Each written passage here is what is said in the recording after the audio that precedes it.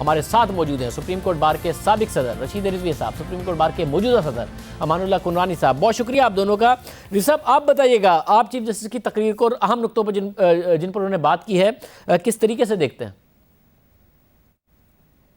देखिए, ज़्यादातर उनका फोकस रहा है डिस्पोजल ऑफ केसेस पे, कि जो उन्होंने ये उनके टेन्योर में 8-9 महीने में उन्होंने डिस्पोज ऑफ किया क्विकली, और वाकई उसकी मिसाल बहुत कम मिलती हैं। उसको उन्होंने ज़्यादा फोकस किया है, उसको पे चाहते हैं कि लोग अप्रिशिएट करें। लेकिन उस पर भी एक बड़ा सवालिया निशान तो है कि इतना डिस्पोजल जो है, क्या ये इस डिस्पोजल ने इंसाफ के तकाजे पूरे किए हैं? उन्होंने ई कोर्ट्स की भी बात की है, फिर दूसरे जो उन्होंने कोर्ट्स बनाए हुए हैं रूटीन कोर्ट से हटकर, उसकी भी बातें की हैं। तो जो उनका अचीवमेंट है उन्होंने कोशिश की उसको हाईलाइट करने की, और जो सबसे बड़ी बात कही है उन्होंने 184(3) पर बड़ी गोलमोल सी बात की है, और 8 महीने में अभी तक रूल्स नहीं बन सके। उन्होंने आते साथ ही पहला इजलास जो किया था फुल कोर्ट का, उसमें 184(3) के ऊपर ही डिस्कशन किए गए थे, जिसमें कोई कंसेंसस मेरी इत्तला के मुताबिक नहीं बना था, और आज तक इसी वजह से 1980 के रूल्स में तरमीम नहीं कर पाया है सुप्रीम कोर्ट। वो बहुत ज़रूरी था। एक चीफ जस्टिस आता है, उसका 184(3) का अपना इंटरप्रिटेशन होता है, आने वाले जज का अपना इंटरप्रिटेशन होता है।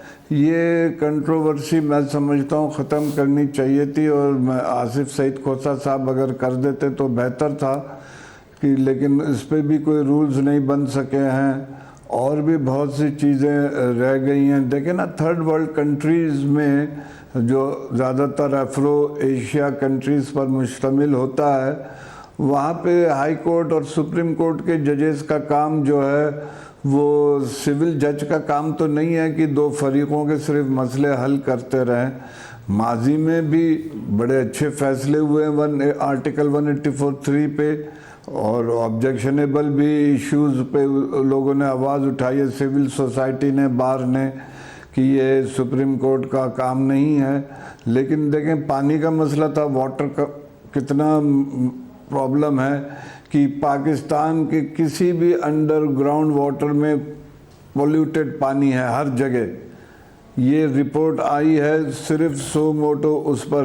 जब हम बात करते हैं कि सुप्रीम कोर्ट का और हाई कोर्ट का काम है कि हमारे फंडामेंटल राइट्स प्रोटेक्ट करे, हमारे फंडामेंटल राइट्स एनफोर्स करे, तो आर्टिकल 9 भी तो है, right to life. Right to life में क्या हमें फ्रेश वाटर नहीं मिल सकता? कराची में क्या हो रहा है आप देखें, कचरा सियासत पे कुछ नहीं कर पा रही है लोकल बॉडीज़, प्रोविंशियल गवर्नमेंट को, प्रोविंशियल गवर्नमेंट लोकल बॉडीज़ को।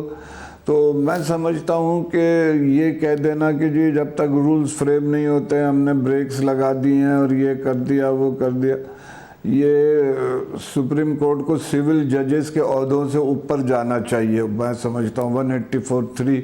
अब जो आने वाले चीफ जस्टिस हैं उनका तो इस पर बहुत ही डिफरेंट व्यू है।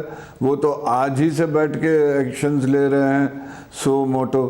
तो ये बहुत कुछ इश्यूज ऐसे हैं जिस पर सुप्रीम कोर्ट की तवज्जो आनी चाहिए थी, और अभी भी टाइम है चीफ जस्टिस साहब के पास कि वो ये देखें।